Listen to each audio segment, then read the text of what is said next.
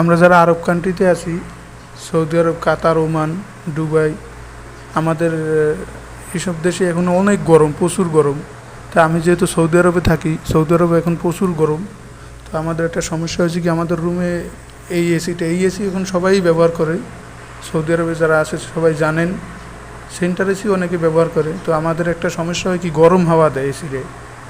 গরম হাওয়াতে আমরা তো বুঝতে পারি না, মনে করি গ্যাসের সমস্যা, কিন্তু মূল সমস্যা হইলে আমরা পরিষ্কার করতে গিয়ে এই প্লেটগুলো আমরা নষ্ট করে ফেলাই। এই যে আপনারা দেখতে পারতেছেন ক্যামেরায়,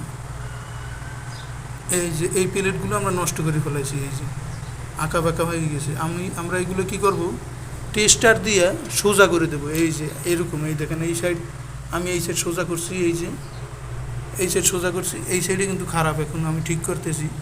তো আপনারা এই টেকনিকটা ব্যবহার করতে পারেন, যদি ব্যবহার করে